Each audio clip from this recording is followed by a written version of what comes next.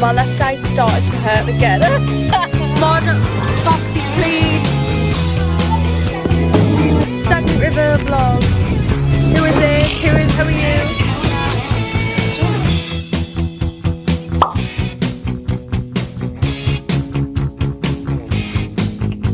Hi everyone, it's Stagnant Rivers and I've decided to start YouTube for my own good because it's just another place I can overshare and make people uncomfortable. Like, not uncomfortable, but do you know what I mean? Make people cautious of me as a person. Sometimes my full life just feels like a joke, quite frankly, so I just thought there's no other way better to express that than on YouTube, where everyone can see it and talk about it. So I've got my script here on my iPad because I can't be intentionally funny. As much as I expect some of yous to watch, I'm just doing this for the crack. I said I wasn't doing it for the crack, but I am. I'm not just doing this for the crack. I genuinely think I need to do this for myself in place of therapy. So yeah.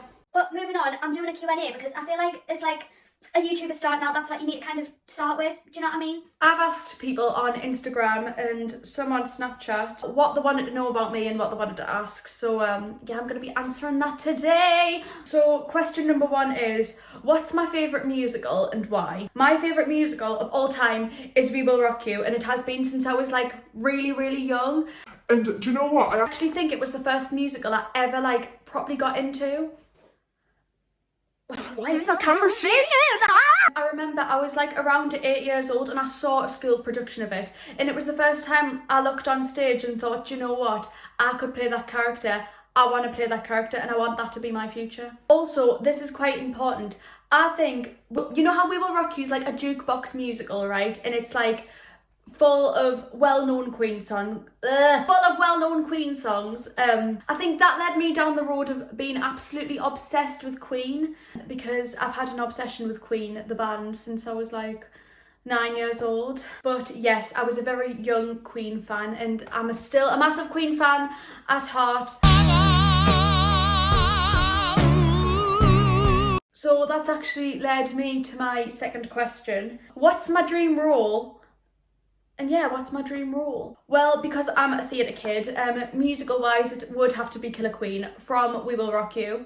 And you know what? I think it's because We Will Rock You is no one else's favourite, but it's mine. So I'll claim it. Also, I think Killer Queen is such an underrated, like, theatre villain. She owns her own company, she controls the world. We Will Rock You in general, it's like it's like dystopian, and I love that kind of thing. And Killer Queen just seems like the definition of what a theatre villain should look like and be like. I love playing the villain, as most of you know. Also, the look she has is like phenomenal to me. Like, I love like the leopard print, leather, like red and black rock and roll, like 70s kind of vibe that she has going on in all of her costumes. It's actually an aesthetic that I channel in lots of my fashion today.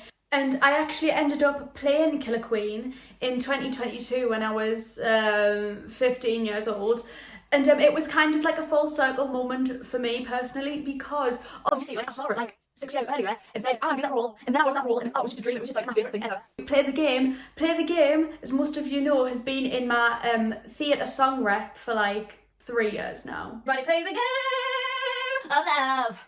Yeah. So my third question is, what is my favourite film? My favourite film of all time, it will always be Hunger Games, Catching Fire. I first actually watched the Hunger Games, like the first film, when I was 9, and the story, like the dystopian story kind of thing, it was so complex, I just couldn't understand it. I couldn't wrap my head around this like arena thing. Get out!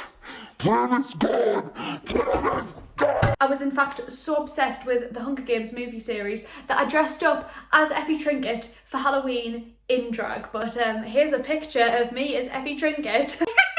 Now, I've read The Ballad of Songbirds and Snakes, I've read the book and I love it, right? But you know what, and yous are all gonna kill us, but I don't care, like literally sue us. I haven't watched the film because quite frankly, I haven't had time to go to the cinema. I just don't go to the cinema, okay? I'm a busy gal. So I just didn't have time to watch it. I've lied to loads of people, you know, I've said I've watched it when I haven't. Okay, so question 4 is, why are you gay? Well, I can't tell you because I'm straight. It's sad, exhausting, terrifying, but you know what? I embrace all of that, so... Moving swiftly on. Question 5. When did you start doing drag? So one thing loads of people know about me is that I used to do the art of drag. I don't think I've went into like loads of detail about it. Let us know if you want a little story time of when I was a drag queen, my full drag queen era of life. But I started drag in August 2020 during the massive COVID lockdown, and it was something to do because I had time to do it and I always wanted to do it. At first, I was like really unsure on doing it because I thought I would get judged because, you know, I'm not a cis white gay man. But then the other part of my brain was like, do you know what? Just like screw it, just go for it because you're only doing it for yourself. And you just never know, like doing drag can open up so many more opportunities that you didn't have before. So I just thought, you know what, I'm just gonna throw myself into it. So I ended up doing drag, and around that time was the most confident I'd felt in a long time. When I was younger, I really did struggle with my self-esteem and how I felt about myself as a person in general. But as soon as I put on a mask of makeup and a giant wig and an outfit I wouldn't usually wear, I just felt like I was 10 feet tall and I thought nobody could bring us down.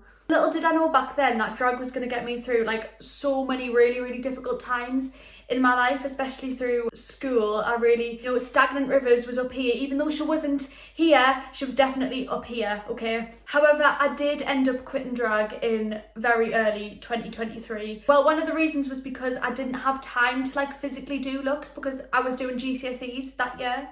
And one of the other reasons I quit was because it was really difficult to strive as a lesbian in a community that was full of like gay men. You know, it was still a male dominated community and culture, so I felt sometimes invisible, or like I was not enough, or like I wasn't doing a big enough transformation, and that really made us like lose the love for drag. Also, I didn't have much money, so and drag's expensive. So question 6 is, where do I see myself in 5 years time? So right now I'm in my first year at college. I do musical theatre. I'm 17. Oh my god.